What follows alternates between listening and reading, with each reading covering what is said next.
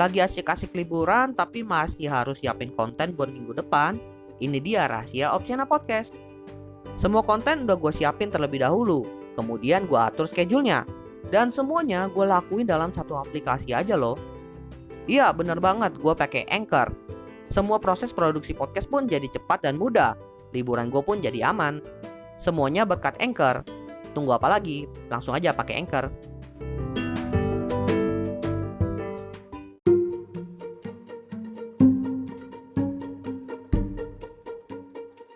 Selamat datang di Tutup 2022. Episode ini adalah bagian dari tantangan 30 hari bersuara 2022 yang diselenggarakan komunitas The Podcaster Indonesia. Selamat mendengarkan. Pernah gak sih kalian ngikutin berita ada startup yang mau diinvestasikan tiba-tiba batal? Kesannya kayak di prank gitu. Memang di saat ini secara global kita lagi memasuki investment winter. Jadi para startup atau perusahaan itu lagi sulit mendapatkan investasi dari investor.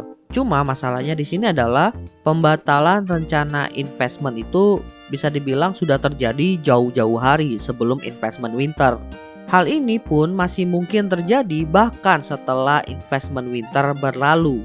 Jadi bisa dibilang nggak ada hubungannya sama sekali dengan investment winter ya. Ini kayak fenomena sendiri lah. Jadi di sini gue pengen ngebahas beberapa alasan kenapa investor itu membatalkan rencana investasi mereka kepada sebuah perusahaan atau startup. Perlu diketahui ya, biasanya dalam proses investment ke sebuah startup itu dilalui oleh beberapa tahap. Untuk tahapannya sih nggak ada yang pasti ya, tapi ada beberapa step yang umum dilakukan. Mulai dari pembicaraan dulu dengan startup terkait, kemudian ada mulai presentasi terkait performa dari startupnya, kemudian persiapan dokumen investment, lalu ada investigasi atau audit juga, lalu finalisasi investmentnya. Dimana di setiap tahap ini pembatalan itu bisa terjadi tergantung temuan-temuan yang mereka dapatkan dalam setiap tahapnya. Perlu diketahui ya bahwa pembatalan rencana investment ini punya dampak yang lumayan gede kepada startup. Kalau perusahaannya udah IPO, sahamnya bisa drop. Kalau startup yang bisa dibilang lagi growth, valuasinya bisa turun. Kalau startup yang lagi punya masalah keuangan, bisa terancam bangkrut. Karena balik lagi dong, pembatalan rencana ini tentunya punya alasan.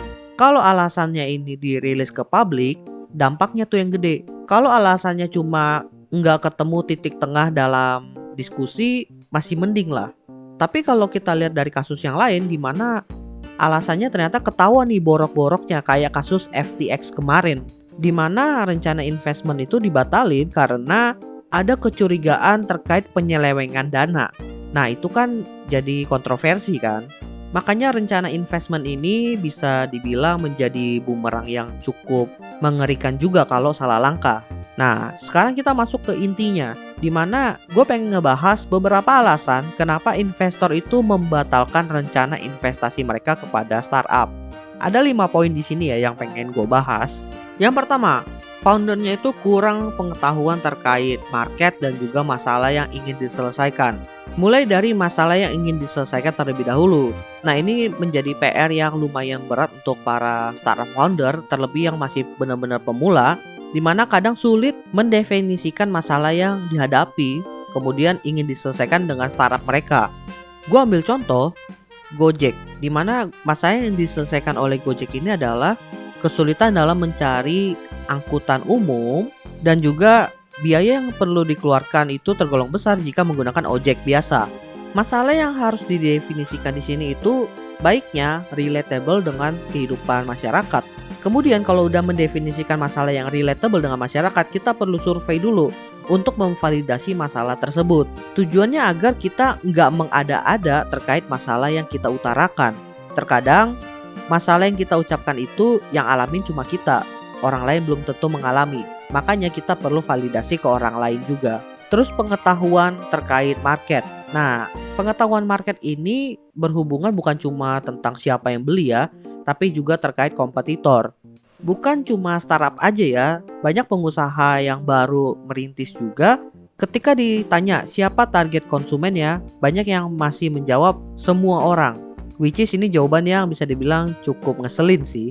Karena perlu digarisbawahi bahwa produk yang kita buat itu tidak bisa menjangkau semua orang, hanya bisa menjangkau beberapa target aja. Makanya disinilah yang perlu kita tentukan target mana yang ingin kita incar dengan produk kita. Selain itu, kita juga harus paham bahwa di dalam market itu kita tidak berdiri sendiri. Ada bisnis lain yang bisa dibilang menjadi kompetitor kita. Dan kita juga perlu menganalisa kompetitor kita dan kita tahu potensi kompetitor kita itu seperti apa. Banyak yang terlalu fokus di internal bisnis mereka sampai-sampai mereka nggak tahu kompetitor mereka itu siapa. Kalau kalian pernah nonton Shark Tank, di situ banyak kok business owner yang ditanya kompetitornya siapa. Mereka jawab, kita nggak punya kompetitor. Padahal investornya di depan mereka itu punya bisnis yang serupa dengan mereka. Nah itu blunder sih. Lalu masalah kedua adalah masalah anggota tim.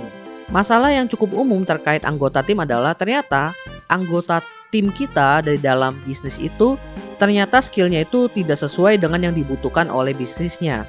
Misalnya, lu bikin sebuah startup aplikasi, tapi lu nggak punya programmer. Nah, akan dipertanyakan tuh, nanti lu bikin apps gimana? Pakai vendor. Kalau pakai vendor, apakah dia akan dedicated di sana? Karena biasanya investor itu mengharapkan ada satu orang yang dedicated di dalam bisnis tersebut menangani satu hal. Tujuannya ya kalau ada masalah, orang itu bisa langsung terjun untuk menyelesaikan masalah tersebut. Masalah lain terkait anggota tim di sini adalah track record. Apakah anggota tim kalian itu punya track record yang bagus atau enggak? Apakah dia alumni startup terkenal? Apakah dia alumni investment ventures? Itu sangat membantu banget dalam menarik investor itu untuk invest di sana karena mereka itu punya track record profesional yang baik. Tapi seandainya mereka itu punya track record yang buruk seperti penyelewengan dana, ya investor bakal mikir-mikir naruh duit di bisnis tersebut. Lalu ketiga, yang paling umum adalah bisnis model, di mana part yang paling umum yang dipermasalahkan adalah revenue model dan marketing strategi. Revenue model itu adalah bagaimana bisnis kalian itu menghasilkan uang, apalagi kayak bisnis digital ya. Biasanya para pemula kalau ditanya revenue modelnya itu dari mana, banyak yang bilang dari iklan. Enggak salah, tapi investor itu akan melihat apakah benar bisnis ini bisa mengenerate iklan sebanyak bisnis-bisnis yang lain yang udah ada, misalnya kayak YouTube. Atau kalian bikin subscription, langganan bulanan. Nanti investor akan bertanya, apakah orang rela untuk berlangganan bulanan dalam menggunakan fitur aplikasi kalian atau startup kalian? Karena balik lagi ya, sampai saat ini itu banyak startup yang usianya itu udah lebih dari 3 tahun masih berusaha mencari bisnis model yang tepat. Tapi setidaknya mereka bisa menarik investor dengan memberikan revenue model yang masuk akal. Begitu juga dengan strategi marketing mereka. Kalau bicara tentang strategi marketing, ini bisa berhubungan dengan awareness, kemudian generating user, dan juga generating lead. Strategi yang umum di sini adalah dengan memberikan promo atau diskon ya, which is ya bakar duit. Dan strategi ini bisa dibilang udah mulai dihindari oleh para investor karena balik lagi ya investment winter. Lalu masalah keempat yaitu cash flow yang tidak jelas. Kalau bicara cash flow itu artinya kita membahas keluar masuknya uang. Uangnya itu dipakai buat apa aja, alokasi dananya itu persenannya berapa aja nih di setiap departemen bisnisnya. Terus persentase pendapatan itu dari setiap revenue model yang diterapkan berapa persen. Terus juga kalau misalnya investor melihat ada pengeluaran nih yang tinggi banget, ini karena apa? Kenapa misalnya dari sisi marketing, kenapa harus bakar duit? Itu perlu dijelaskan. Bahkan kalau misalnya ada sumber dana yang kelihatannya mencurigakan, itu pun akan dipertanyakan. Seperti kasusnya si FTX tadi kan. Jadi ya perlu dijelaskan secara detail nih tentang cash flow. Dan alasan terakhirnya adalah karena investornya itu kurang tepat dengan kebutuhan perusahaan atau startup terkait. Sebenarnya peran investor itu bukan cuma naruh duit aja di perusahaan tersebut, tapi ada peran-peran lain seperti menghubungkan perusahaan tadi dengan koneksi yang dia miliki dan juga membantu memikirkan strategi-strategi yang bisa membantu perusahaan tersebut untuk scale. Pertanyaannya adalah apakah investor tadi itu bisa memberikan value kepada perusahaan yang ingin dia investasikan. Investor itu ya terlebih yang udah gede itu punya self awareness yang tinggi, di mana dia tahu kemampuan dia tahu posisi dia. Sehingga meskipun dia punya ketertarikan, kalau seandainya dia nggak punya value yang bisa diberikan kepada perusahaan tersebut selain uang, kadang-kadang ia akan mempertimbangkan lagi. Tapi ya itu sih balik lagi ke visi misi dan juga prinsip yang diterapkan oleh investor tersebut.